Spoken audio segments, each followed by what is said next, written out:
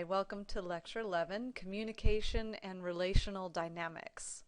Here we have a quote that says, "Relationship is an art. The dream that two people create is more difficult to master than one." It is quite true. It is a bit more difficult to bring a relationship together to one cohesive whole than it is for an individual to create his or her own personal desires and dreams. So let's get started looking at relationships and interpersonal communication and the idea of what we call relational dynamics. So why do we choose the people that we do? What lists do we make, consciously or subconsciously? Now, if you are anywhere near an age where you might remember the Friends television show, you will see this picture here, which is also a link in a text-based version of this, or you can just YouTube search the list episode for the relationship between Ross and Rachel, which is when he created a list of two girls, Rachel being one of them, that he liked and disliked about that person, and it ended up getting him into trouble, obviously, if you remember that episode. So if you want to take a look at this and watch that episode, it is a link in the text version, or you can YouTube search it. But it does kind of bring to light something quite important. We make lists in our mind. They can be subconscious, they can be consciously thought of or written down, but we do. We make these lists. And why do we form friendships, romantic relationships, or even just a pen pal, an acquaintance? What is it that draws us to others? There are countless reasons why we form relationships with the people we choose. We need the interpersonal reaction. We are created, evolved to desire social inclusion. So we need that interaction. We need to feel close to others. So let's look at a few categories of reasons for why we most commonly choose to form relationships.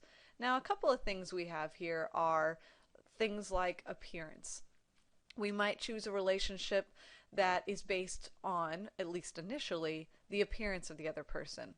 It's especially important in the early stages of the relationship when there's not much else to go on, when you're just trying to decide whether someone is worth pursuing or not. And that doesn't necessarily mean a romantic relationship. It can be also a friendship. The physical or physically attractive person are more likely to be seen as desirable, and this is actually proven statistical data that the more physically attractive a person is to another, the more desirable they are, no matter their personality. And that is an initial thing. This is, again, like we said, in the early stages of the relationship. The next thing would be similarity. We like people who are similar to us. Friends with equally low levels of communication skills are just as satisfied as those with high levels as long as they're similar, as long as both are on the same level. Now, if you have these wonderful skills in communication and your friend has very, very rudimentary skills, that's going to be difficult for you because you're going to read things, you're going to see things that are much more intuitive than he or she might read or see. And it will be difficult at first. Now, those can change, but they are difficult in the initial stages. And attraction is greatest when people are similar in a high percentage of very important areas to that person. And that might be different for each person. Your high level of desire for a person, or desire to be in a friendship with a person even, your important areas might be physical similarities, so that you look the same. Or maybe that doesn't matter at all. You don't care whether you look the same, but you really care whether you have the same hobbies or preferences. That's going to be a big factor. If you are absolutely against a certain lifestyle, or maybe you can't stand hunting, you're not going to navigate towards somebody that is a hunter, at least not initially. Now, other things might rise up that are more important or more valuable to you than that hobby. But that is something to consider when we think about similarity. Another thing is complementarity. So it is basically the differences that strengthen a relationship when they're complementary. So if you are a very detail-oriented person, which is me, I really benefit from a significant other or a family member or a friend who is big picture. They can also see some of the details, maybe not quite as detailed as I can, but they see the big picture, the future stages a lot better than I can. So I really benefit from being connected to someone that is opposite of me. Opposite but complementary, not opposite as in opponents.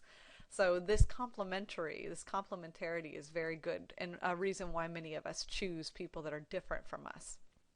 And partners typically decide who will control which area. So those things that work well, if you've got a person that just hates to cook, but doesn't mind putting stuff away in the dishwasher, well, you're obviously going to fit well. You're going to complement each other, and vice versa. So that's a category that might be a factor to you. Another one would be reciprocal attraction. So we like people who like us most of the time. Not always, but most of the time we enjoy people that enjoy us. So if there's somebody that honestly enjoys your company, you tend to enjoy their company back, because we like people who like us. And people who approve of us kind of bolster our self-esteem, and therefore it's kind of a cyclical thing. You want to hang around them, they emphasize your good qualities, they tell you why you're great, and therefore you want to hang around them more, and it's this circle that keeps continuing on. So reciprocal attraction is another. Competence is another one. We like to be around talented people. Those who are competent, those who are overly competent, kind of intimidate us. So if you think they're way too smart, or way too good at a sport, or got things way down packed, so much more than you that you feel incompetent, you feel like you're a mess compared to them. Well, those people kind of intimidate us and make it hard to connect to a person that is on such a different plane than we are. But we do like talented people, just not too talented. So the best way to gain the liking of others is to be good at whatever you do and admit your mistakes. So say, yes, you know what, I am good at this sport, or I am very intellectually savvy, but you know what, I screw up in these ways as well. So you don't want to seem unreachable in your standards. Another area and reason why we choose relationships is disclosure. So those revealing of information about yourself can help to build liking, as long as the reveal, the amount of information, is appropriate to the situation and the stage of the relationship. And this goes back to self-disclosure. How much information and what type of information that you disclose is key to what level is appropriate in what stage of your relationship. I mean, you're only supposed to reveal certain things at certain times. And the only person that can judge that is you and the other person in the relationship. Because some people have different levels of comfort with self-disclosure. And you can figure this out by looking at reciprocity. So what is being reciprocated to you? When you reveal something kind of low level, what do you get back? If you get nothing back, then you're not getting much reciprocity, and you probably need to stop the level of self-disclosure there. If you are getting equality back, they're revealing similar things that you revealed, then you're on the right track. So that reciprocity is key. And when people start to share private information, and again, this depends on the stage of the relationship, like we talked about earlier, that stage of the relationship is key. But when people reveal private information, it is a sign of respect. Another one is proximity. And proximity, when we talked about nonverbal communication and we looked at that discussion, proximity was the amount or closeness, physical closeness that we have to another person. So we develop relationships with those whom we share space. So roommates, brothers, sisters, parents, children, that kind of thing. We develop relationships, good or bad, with those that we share space with.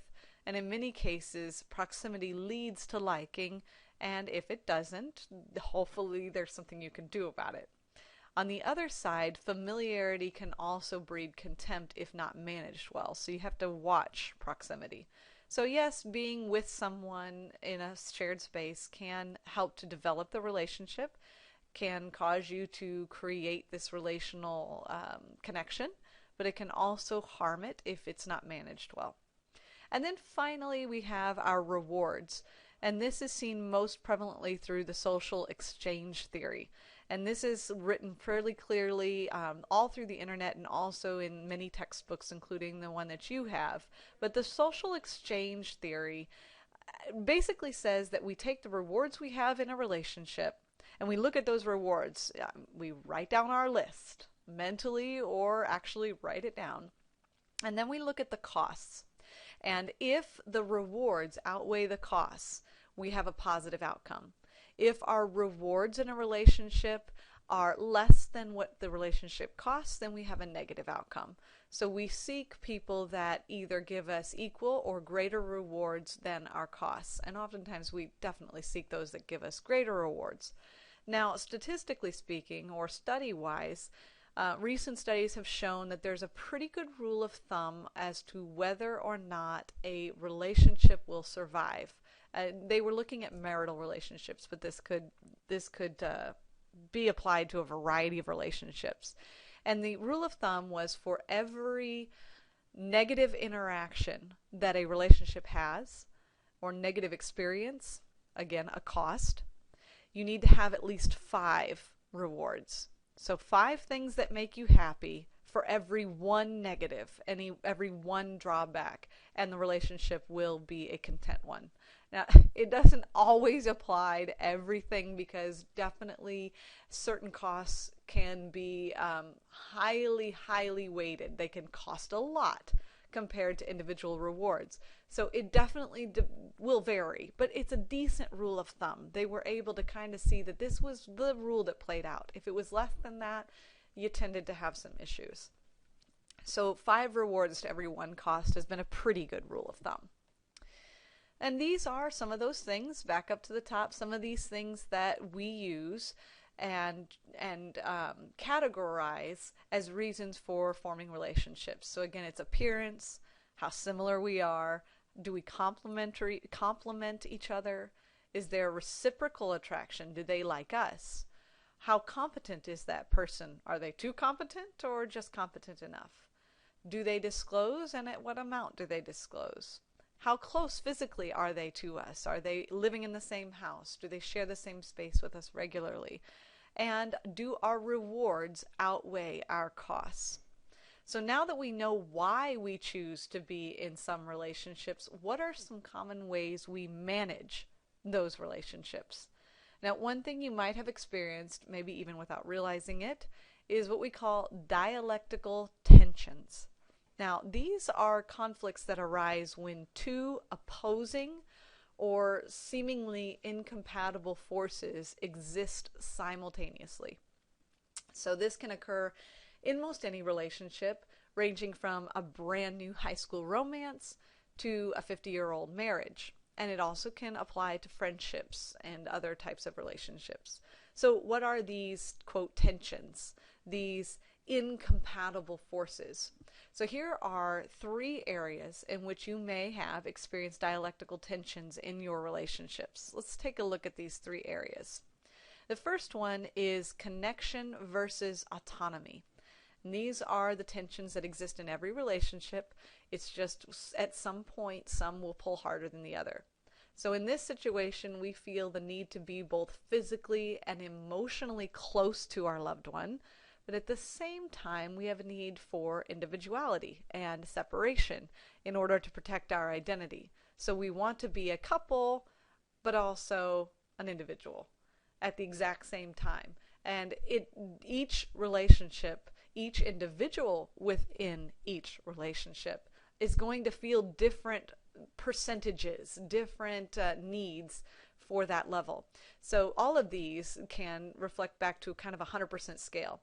In some relationships, you're going to desire 50% connection and 50% autonomy. But in other relationships, or other folks within a relationship will only need 20% connection and 80% autonomy, or vice versa. So it really depends on the relationship, what level you balance when you're looking for those tensions. So you want to have both tensions. You want to accept them and work with them. You just need to make sure you fully understand them. So that's connection and autonomy. Another one is openness and privacy. This is where we desire to disclose information in order to feel close to our loved one, but at the same time feel the need to hold back to maintain desirable levels of privacy. It kind of complements the connection and autonomy. So we desire to be open and revealing, but at the same time we have this need for privacy and keeping things to ourselves so we can take ownership of a thing or multiple things. So there again is this need for balance, and we have to work out what that balance is for that particular relationship. And that might mean sacrifice to a degree on someone's level to start to get used to certain ways of communicating in a relationship. And then our final one here is predictability and novelty. This is when we want to feel, quote, safe by knowing what to expect from our partners and loved ones. But at the same time, we want a little spontaneity to sort of spice things up. So we don't really want to do the same things in the same ways all the time, but at the same time, we want to be able to have some predictability so we feel safe and know what to expect. Now, again, it depends on the relationship. In my personal relationship with my husband, he has very low levels of predictability. He has almost no desire for things to be the same all the time and very high preference for novelty. Wants to do different things at many different times. And I'm the opposite. I prefer to have very stable, very predictable lives.